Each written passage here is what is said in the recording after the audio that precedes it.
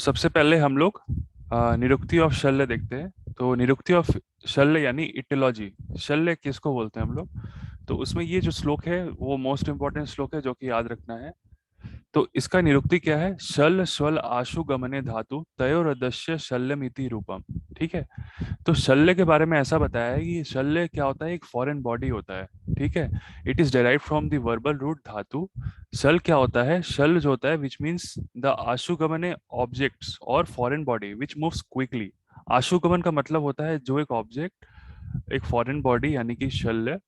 ठीक है, जो कि फॉरेन बॉडी जो कि बहुत क्विकली रेसाइड करता है या क्विकली मूव करता है, आशुगमन inside the body as well as mind. ठीक है। तो अगर निरुक्ति और शल्य पूछेंगे तो उसका डेफिनेशन या फिर उसका ये लिखना होगा कि शल्य शल्य आशुगमन धातु तयोरदस्य शल्यमिति रूपम। तो ये वाला श्लोक लिखना है, साथ में उसका मीनिंग। ठीक है। तो उसके बाद हम लोग आते हैं परिभाषा के बारे में, जो कि मोस्ट इंपॉर्टेंट श्लोक है। अगर किसी को ये वाला अगर कोई भी श्लोक नहीं आता है तो लास्ट में एक्सटर्नल और टीचर लोग यही श्लोक एक्सपेक्ट करते हैं कि तुम लोग को ये वाला श्लोक आए। तो ये श्लोक मस्ट रीड है, ये वाला याद करना है, ये दोनों श्लोक। इसमें शल्य का डेफिनेशन बताया गया है। तो शल्य क्या होता है? सर्व शरीर बात कर शल्य तदि उपदिश्यते इत्यते शल्य शास्त्रम। तो इसका मतलब है सर्व शरीर में जो बाधा पहुंचाए, सर्व शरीर में जो बाधा पहुंचाए। कौन क्या बाधा पहुंचाए? शल्य। यानी shalya is defined as the foreign object which is causing trouble inside the body after invading. जब इन्वेजन करता है बॉडी में कोई एक फॉरेन बॉडी, तो वो शरीर में बाधा पहुंचाता है। ठीक है।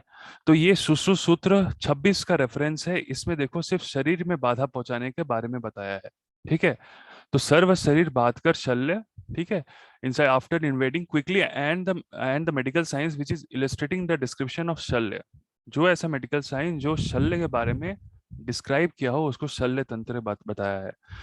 ठीक है। तो मान लो शल्य का डेफिनेशन या निरुक्ति पूछे तो ये वाला श्लोक लिखना है। उसके बाद अगर परिभाषा या डेफिनेशन पूछे शल्य का तो ये श्लोक रेफरेंस सुश्रुत सूत्र 26 का रेफरेंस लिखना है। वहीं पे सुश्रुत सूत्र 7 का जो रेफरेंस है उसमें क्या बताया है, मन के बारे में एक्स्ट्रा ऐड कर दिया है। तो इसमें रेफरेंस में क्या बोला है कि तत्र मन शरीर बात का रानी शल्यति तेषम आहारो उपयो यंत्राणी। तो इसमें शरीर के बारे में तो बाधा पहुंचाया ही है, जो शल्य होता है वो शरीर में तो बाधा पहुंचाता ही है, साथ में मन का भी इन्वॉल्वमेंट है। तो ये जो मन का इन्वॉल्वमेंट है ये सुश्रुत सूत्र 7 चैप्टर का रेफरेंस है। ठीक है। तो shalya is the defined as the foreign object which is causing trouble in mind as well as in body. ठीक है, inside the body after invading quickly. तो जो हम लोग इन्वेडिंग क्विकली, हम लोग आशुगमन इसका हम लोग ने देखा था कि आशुगमन इसका प्रॉपर्टी है, साथ में ये जो शरीर में और मन में बाधा पहुंचाए। अब हम आते हैं डेफिनेशन ऑफ शल्य तंत्र। ये भी मोस्ट इंपॉर्टेंट श्लोक है, ये भी इसको छोड़ना नहीं है। लाइक ये भी लास्ट में पूछते हैं, अगर कोई भी श्लोक नहीं आता है वाइवा में तो ये डेफिनेशन एक्सपेक्ट करते हैं एक्सटर्नल कि ये श्लोक भी आए। ठीक है। तो इसमें बताया है शल्य तंत्र का डेफिनेशन। ठीक है, ये तो सारे शल्य का डेफिनेशन और निरुक्ति चला गया, ये इसमें है शल्य तंत्र का डेफिनेशन। तो ये श्लोक सूत्र तुम लोग को सूत्र चैप्टर 1 में ही मिल जाएगा। तो इसमें डेफिनेशन क्या बताता है कि तत्र शल्य नाम विविध त्रीड काष्ठ पाषाण पाशु लोह लोस्ट अस्थि बल नख पूय श्राव दुष्ट व्रण अंतर्गर्भ शल्य उदरार्थ यंत्र शस्त्र छार अग्नि प्रणिधान व्रण विनिश्चयार्थ च। तो इसमें ये बताया है कि the medical science which deals all kind of शल्य, जितने सारे शल्य और फॉरेन बॉडीज है ये इस श्लोक में बता दिया है, जिसके वजह से इन्वेजन होता है, बॉडी में बाधा आता है, बहुत शरीर में बाधा एज वेल एज मन में बाधा पहुंचाता है, तो उसको शल्य बताया है। और ये सारे जो जितने सारे फॉरेन बॉडी जहाँ पे डिस्क्रिप्शन बताया है, जिस मेडिकल साइंस के अंदर बताया है उसको शल्य तंत्र कहा गया है। तो तृण के बारे में बताया है, तत्र शल्य नाम विविध तृण। तृण का मतलब होता है घास, ग्रास। कास्ट, कास्ट मतलब होता है जो वुडन पार्टिकल्स। तो बॉडी में अगर तृण को बारे में भी, तृण को भी यहाँ तक एक शल्य माना है, एक फॉरेन बॉडी माना है। कास्ट यानी वुडन पार्टिकल के बारे में बताया है। पाषाण मतलब कि स्टोन, पत्थर। पांचू होता है सैंड। ठीक है, बालू। लोह यानी मेटेलिक, इसको फॉरेन बॉडी माना है। लोस्ट, विविध तृण काष्ठ पाषाण पाशु लोह लोस्ट। लोस्ट का मतलब होता है डस्ट पार्टिकल्स। अस्थि बाल, अस्थि मतलब होता है बोन। और ये हेयर, नख, नख मतलब नेल। पूय पस श्राव, दुष्ट व्रण अंतर्गर्भ यानी डेड फीटस। दुष्ट व्रण यानी जो नॉन हीलिंग अल्सर्स होता है, उसको भी एक शल्य माना है। स्राव यानी जो पस निकलता है। And the removal procedure such as yantra shastra छार अग्नि, मतलब कि वो एक शल्य तंत्र जो कि ये सारे फॉरेन बॉडी को हम लोग किस किस किससे हम लोग निकालेंगे, ये होता है हमारा प्रोसीड्योर, यंत्र शस्त्र छार और अग्नि के द्वारा हम लोग ये शल को बाहर निकालेंगे। As well as the entire description of varna, जहाँ पे पूरा वर्ण का विविध वर्णन कहा गया है, उसको उसमें जिस जिस तंत्र में जिसमें विविध जो वर्णन किया गया है वर्ण के बारे में, उसको शल्य तंत्र बताया है। तो इसमें कुछ कुछ बताया है जो शल्य पार्टिकल्स होते हैं, और उस शल्य पार्टिकल्स को हम लोग किस माध्यम से हम लोग उसको बाहर निकालते हैं, साथ में जहाँ पे व्रण के बारे में व्रण के बारे में एलाबोरेट एक्सप्लेनेशन दिया गया है, उसी को हम लोग शल्य तंत्र माने हैं। ठीक है। यंत्र शस्त्र छार अग्नि प्रणिधान व्रण, जहाँ पे व्रण के बारे में एक्सप्लेनेशन दिया है, उसको हम लोग शल्य तंत्र माने हैं। तो ये हो गया डेफिनेशन ऑफ शल्य तंत्र। अगर डेफिनेशन ऑफ शल्य तंत्र बोलेंगे तो ये रेफरेंस लिखना है, अगर डेफिनेशन ऑफ शल्य बोलेंगे तो ये दो श्लोक लिखना है। ठीक है। उसके बाद हम लोग आते हैं इंपॉर्टेंस ऑफ शल्य तंत्र। ये भी बहुत इंपॉर्टेंट श्लोक है जो कि क्वेश्चंस में आते हैं कि शल्य तंत्र का इंपॉर्टेंस क्या है। हर एक संहिता के अलग ही इंपॉर्टेंस है, सब अपने संहिता अपने अपने में ही एक इंपॉर्टेंस वो लोग मानते हैं। ये सब बोलते हैं कि हमारा जो संहिता है वो सबसे श्रेष्ठ है। तो वो श्रेष्ठ में एक पर्टिकुलर रीजन बताया गया है कि रीजन क्या है। ठीक है। जैसे कि सुश्रुत सूत्र में पहला वाला जो रेफरेंस है, पहला वाला चैप्टर में जो 18 वाला जो रेफरेंस है, उसमें मिलेगा अष्ट स्वापि च आयुर्वेद तंत्रे श्वेता देव अधिकामितम आशु क्रियाकरणात् यंत्र शस्त्र छार अग्नि प्रणिधानात् सर्वतंत्र सामान्यश्च। मतलब शल्य शल्य तंत्र को क्यों इंपॉर्टेंट माना है, क्योंकि शल्य तंत्र को इसलिए इंपॉर्टेंट माना है क्योंकि बहुत आशुकारी चिकित्सा होता है, मतलब बहुत ही। इसमें हम लोग आते हैं कि ऐसा ये बताया गया है कि among the 8 branches of Ayurveda such as, ये श्लोक हम लोग आते हैं, पहले ये वाला देख लेते हैं कि among the 8 branches of Ayurveda such as shalya shalakya काय चिकित्सा भूत विद्या कौमार भृत्त अगत तंत्र रसायन तंत्र वाजीकरण। तो ये तुम लोग को एक सीक्वेंस याद रखना है कि आचार्य सुश्रुत ने सिंस शल्य को इंपॉर्टेंट माना है, शल्य को सबसे श्रेष्ठ माना है, इसलिए उन्होंने शल्य को सबसे पहले रखा है। वैसे ही अष्टांग हृदय का एक ऐसा रेफरेंस तुम लोग को मिलेगा जो आ, जिसे उन्होंने स्टार्ट किया है काया से। काया बाल ग्रह ऊर्ध्वांग शल्य दंष्ट्रा जरा वृषम। ठीक है। जरा मीन्स जो जरायु जो जेरियाट्रिक मेडिसिन होता है, लास्ट में जरा वृषम यानी विष का चिकित्सा, उसको लास्ट में माना है। तो आचार्य सुश्रुत ने शल्य को श्रेष्ठ माना है, इसलिए इसलिए सुश्रुत ने शल्य को सबसे प्रथम रखा है।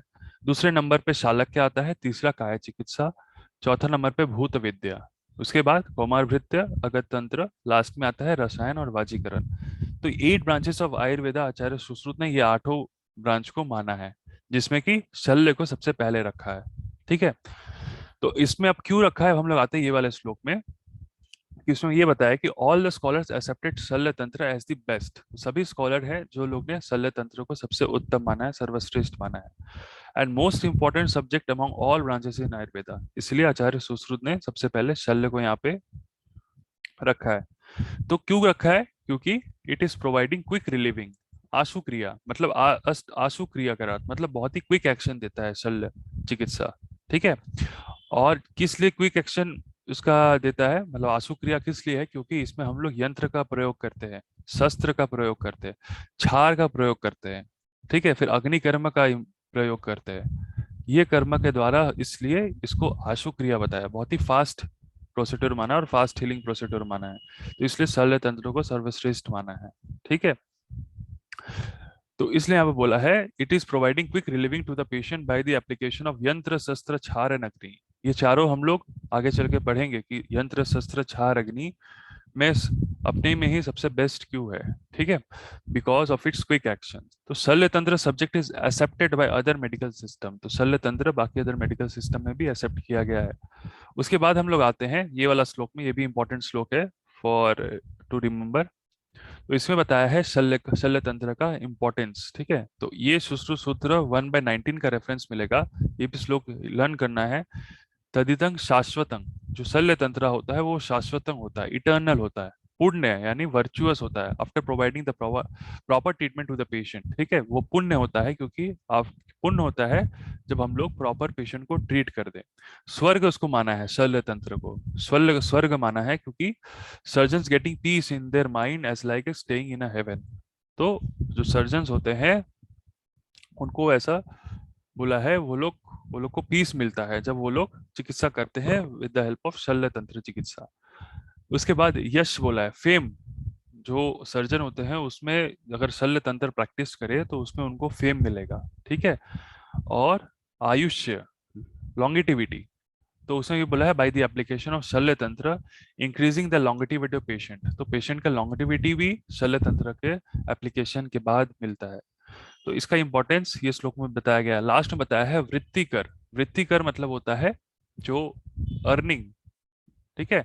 मतलब बाय प्रैक्टिसिंग द शल्य तंत्र अपग्रेडिंग द प्रोफेशन ऑफ शल्य सर्जन, मीन्स अपना जो प्रोफेशन है उसको अपग्रेड करना, वृत्ति करना। वृत्ति मतलब होता है कोई चीज हमेशा बढ़ाना, बढ़ना, ठीक है। तो ये हो गया इंपॉर्टेंस ऑफ शल्य तंत्र। अगर शल्य तंत्र का इंपॉर्टेंस क्वेश्चन आता है तो ये श्लोक लिखना है, ठीक है भाई। शल्य तंत्र इज बेस्ट अमॉन्ग अदर चिकित्सा, अगर ऐसा होता है तभी इसका आंसर यही जाएगा। साथ में ये श्लोक मेंशन करना है, उसके बाद ये वाला श्लोक मेंशन करना है, ठीक है। नेक्स्ट आते हैं अब हम लोग वैद्य के गुण में। जो शल्य का जो वैद्य होता है, जो शल्य के जो डॉक्टर्स होते हैं, उसमें क्या क्या गुण होना चाहिए, क्या क्या गुड क्वालिटीज होना चाहिए, तभी वो शल्य वैद्य होने के लिए लायक है, ठीक है। तो वैद्य गुण क्या क्या होना चाहिए कि देखो इसमें करीब 5 पॉइंट है। ये 5 पॉइंट फॉर वाइवा इंपॉर्टेंट है and for 5 marks short note important है। ये क्वेश्चन आता ही आता है, ठीक है। तो वैद्य गुण के बारे में बताया है कि जो वैद्य होता है शल्य का, उसमें ये प्रॉपर्टीज होना चाहिए। क्या होना चाहिए? शौर्यम आशु क्रिया शस्त्र तीक्ष्ण स्वेद वैपथु अंश मोहश्च वैदस्य शस्त्र कर्माणि सस्यते। तो सुश्रुत सूत्र 5/10 चैप्टर का रेफरेंस है यहाँ पे। तो द सर्जन और शस्त्र वैद्य who is performing the surgery would have the following characteristic features. तो जो वैद्य शस्त्र कर्म करेंगे उनमें ये सारे क्वालिटीज होने चाहिए। तो इसमें क्या क्या क्वालिटीज बताया है, जैसे कि वो शौर्य होना चाहिए, यानी करेजफुल होना चाहिए। ऐसा नहीं होना चाहिए कि कोई भी केस देख करके वो डर जाए, ठीक है। इसलिए उसको बताया है वो शौर्य होना चाहिए, हमेशा करेज होना चाहिए उस उनमें। आशु क्रिया मतलब quick action, the surgeon would be prompt and active. तो ऐसा सर्जन नहीं होना चाहिए कि अगर कोई इमरजेंसी कंडीशन लेकर के आया है वो उसमें क्विक एक्शन ना करके वो पेशेंट को ट्रीट ना करे। तो मतलब उसमें क्या है कि उसमें क्विक एक्शन होना चाहिए, मतलब जैसा केस आए उस हिसाब से, अगर इमरजेंसी केस आता है तो उसे इमरजेंसी ट्रीटमेंट देना पड़ेगा, है ना। तो वो क्विक एक्शन उसमें एक क्वालिटीज रहना चाहिए।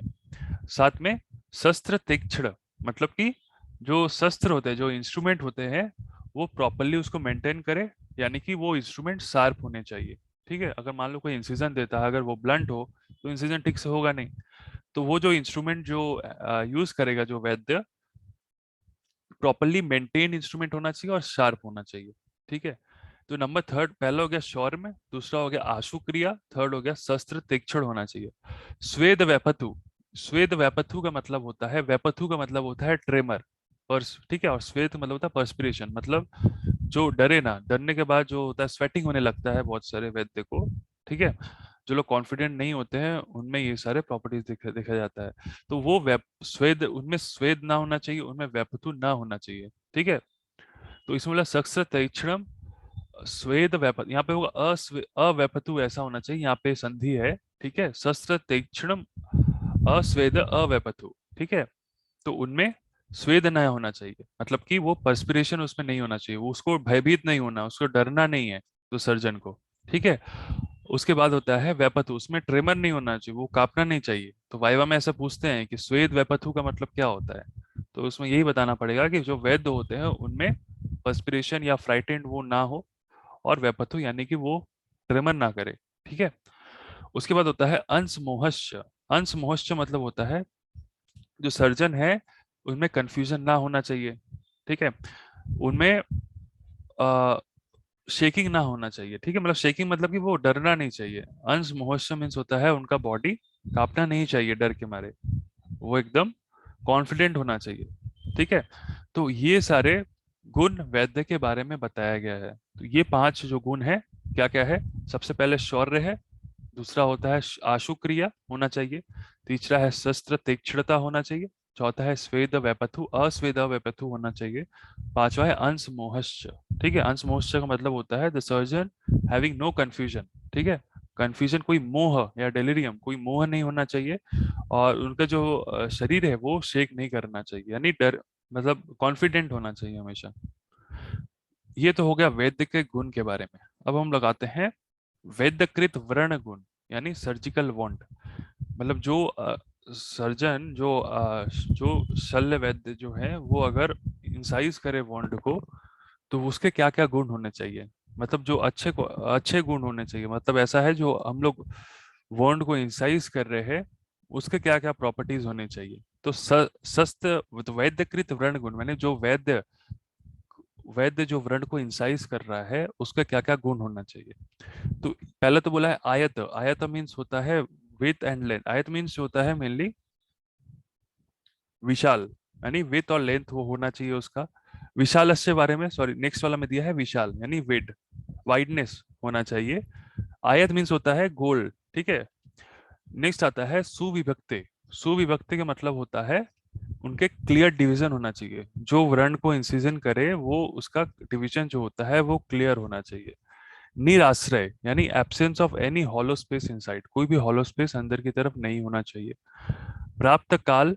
प्राप्त काल का मतलब होता है the wound should be incised by surgeon in proper time when it is becoming matured.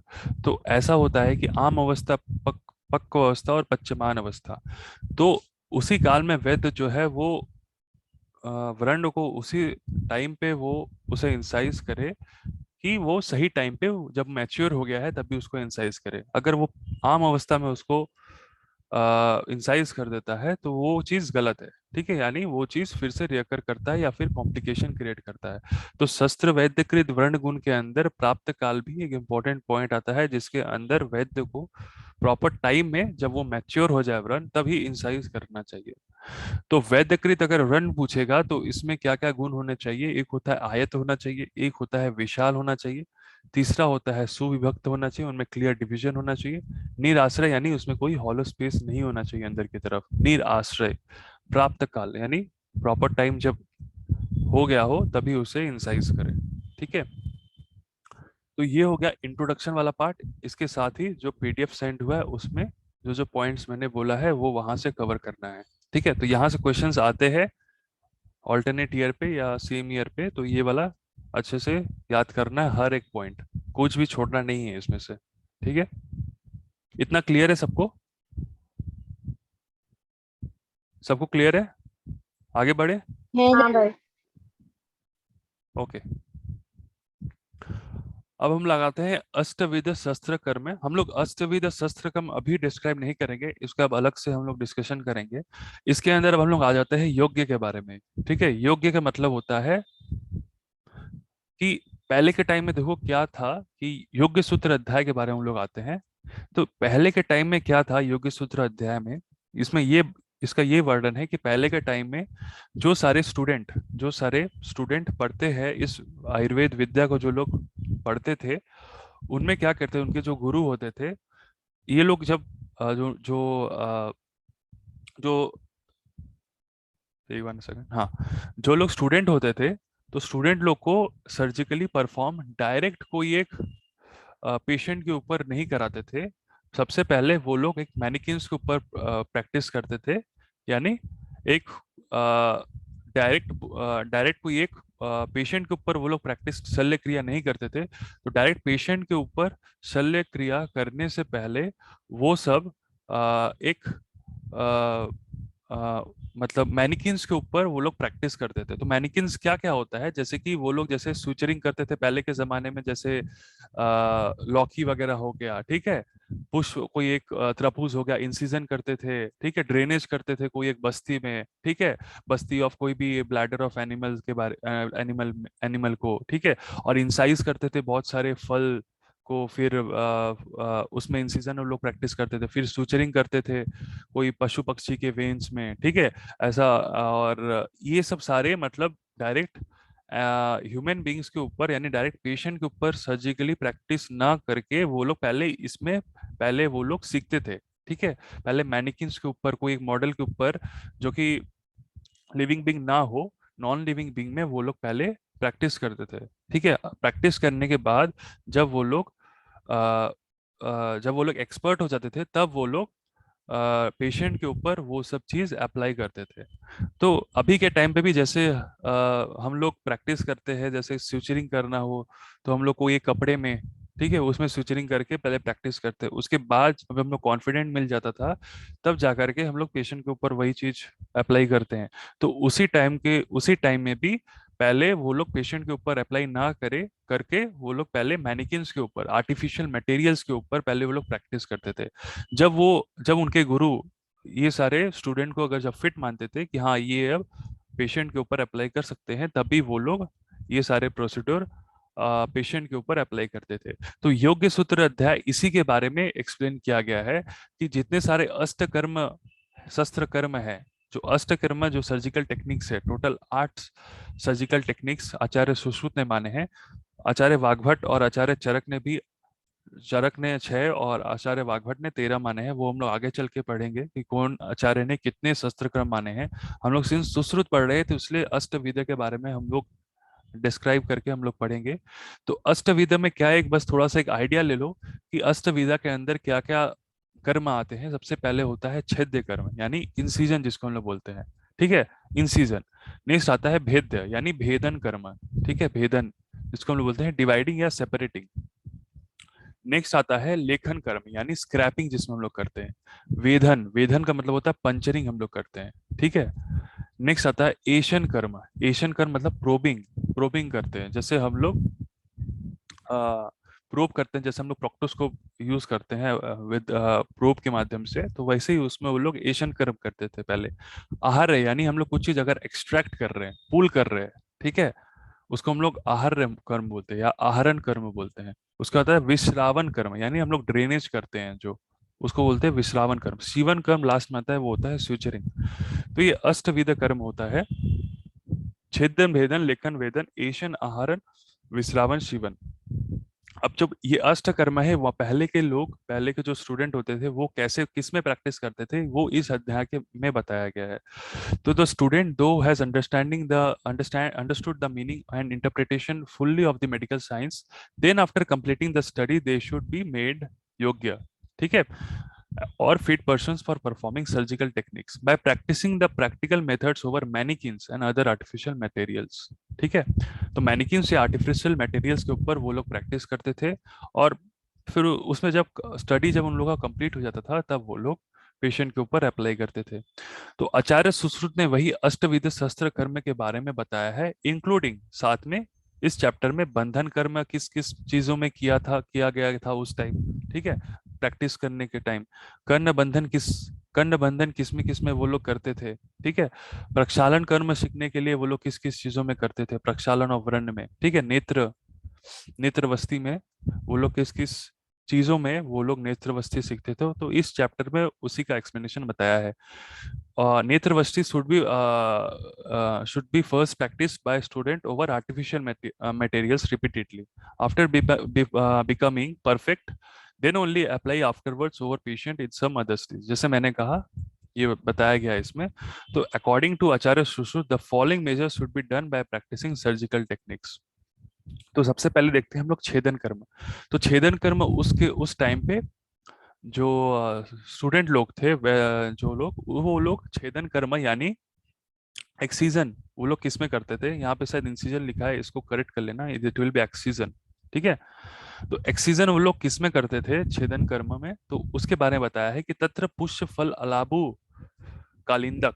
ठीक है, पुष्प फल एक काइंड ऑफ फल होता है जिसको कद्दू बोलते हैं। ठीक है, पुष्प फल को हम लोग, जो कद्दू होता है, ठीक है, उसमें वो लोग एक्सीजन करके वो लोग प्रैक्टिस करते थे। अलाबू, अलाबू यानी लौकी, ठीक है। कालिंदक, कालिंदक यानी खरबूज, खरबूजा। त्रपुष, त्रपुष जो खीरा, कुकुम्बर, कुकुम्बर को बोलते हैं, उसमें वो लोग एक्सीजन करके सीखते थे। एवारुक, एवारुक यानी एवारुक भी एक काइंड ऑफ फल होता है, ठीक है, उसमें वो लोग प्रैक्टिस करते थे। तो इसमें क्या हो गया, तत्र पुष्प फल अलाबुक कलिंदक त्रापुष एवारुक ककारुक प्रभृतिषु छेद विशेषण दर्शेत उत्कर्तन अपकर्तनानि चोपदिशेत। तो यानी इसमें बताया है कि पुष्प, फल, अलाबु, कालिंदक, त्रपुष और एवारू, तो इन सब चीजों में वो लोग छेदन कर्म वो लोग प्रैक्टिस करते थे। और इस चैप्टर में छेदन का दो टाइप्स बताया है। कहीं भी तुम लोग को छेदन के दो टाइप्स के बारे में नहीं मिलेगा। वो सुश्रुत सूत्र 9/4 के रेफरेंस में यहाँ पे छेदन के दो टाइप्स के बारे में बताया है। क्या है? एक होता है उत्कर्तन, एक होता है अपकर्तन। ठीक है। तो उत्कर्तन के बारे में क्या होता है, जो जो हम लोग ऊपर की तरफ कट करते हैं, एक्सरसाइज करते हैं, उसको बोलते हैं उत्कर्तन। यानी जो एक्सेसिव कटिंग करते हैं या इंसिजन करते हैं उसको हम लोग बोलते हैं उत्कर्तन। और अपकर्तन या परिकर्तन, जो नीचे की तरफ या लेस और इनएडिक्वेट जिसको इंसिजन हम लोग करते हैं, यहाँ पे एक्सcision तुम लोग करेक्ट कर लेना, उसको हम लोग छेदन के दो टाइप्स बताया है। ठीक है, अपकर्तन और उत्कर्तन। यहाँ पे तुम लोग को छेदन के दो टाइप्स मिलेंगे और कहीं भी तुमको रेफरेंस में छेदन के टाइप्स नहीं मिलेंगे। तो मेनली यहाँ पे देखो कुकुरबिटेसी फैमिली के बारे में सारा छेदन कर्म बताया है। यानी कुकुरबिटेसी फैमिली में देखो लौकी है, खरबूज है, खीरा है, कुकुम्बर है, कद्दू है। ठीक है, ये सब एक याद करने का टेक्निक है। तो जितने सारे कुकुरबिटेसी फैमिली होते हैं उसमें ये सब सारे छेदन कर्म के वर्णन किया हुआ है। ठीक है।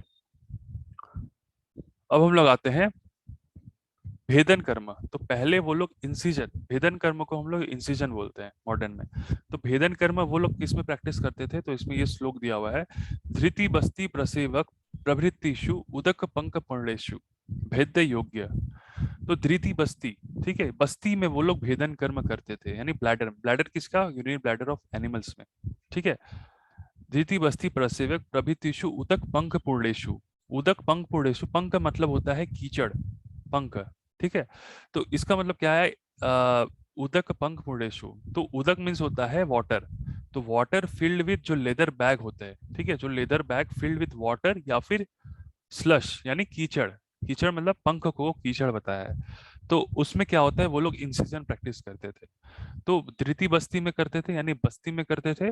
नंबर टू, प्रभृतिषु उदक पंख पूर्णेषु, यानी प्रसेवक, प्रसेवक को बेलोज बताया है। बेलोज एक काइंड ऑफ एक तुम्हारा एक ये है, लेदर बैग है, उसमें वो लोग भेदन कर्म करते थे। तो धृति बस्ती में करते थे, प्रसेवक में करते थे, और उदक पंख पूर्णेषु, उदक पंख पूर्णेषु मतलब जो एक तुम्हारा बैग, लेदर बैग जिसके अंदर पानी, उदक या फिर कीचड़ से भरा हो, उसमें वो लोग भेदन करते थे। उसमें भेदन करके वो लोग उसमें प्रैक्टिस करते थे। अब ये हो गया हम लोग छेदन भेदन देख लिए। नेक्स्ट आता है लेखन कर्म, यानी कि स्क्रैपिंग किस में करते थे? तो स्क्रैपिंग करने में उनमें किस में करते थे? देखो श्लोक दिया है, सरोमणि चर्मयेत लेखस्य। चर्मयेत मतलब कि जो लेदर, और ब्रॉड शीट, सरोमणि मतलब होता है broad sheet of leather with hairs, उसमें वो लोग लेखन कर यानी स्क्रैपिंग करते थे। स्क्रैपिंग टेक्निक किसमें सीखते थे वो लोग? सरोमणि चर्मयेत इति। चर्मयेत मतलब वो जो होता है लेदर ब्रॉड शीट जो होता है, उसको वो लोग उसमें लेखन कर्म करते थे। ठीक है। नेक्स्ट आता है वेधन कर्म। वेधन यानी जो पंचरिंग होता है, पंचरिंग टेक्निक किसमें सीखते थे? मृत पशु शीरा उत्पल नालेशु। तो मृत पशु शीरा यानी कि जो डेड एनिमल्स होते हैं उसके वेन में, सीरा में, उसके सीरा में वो लोग पंचर करते थे। ठीक है।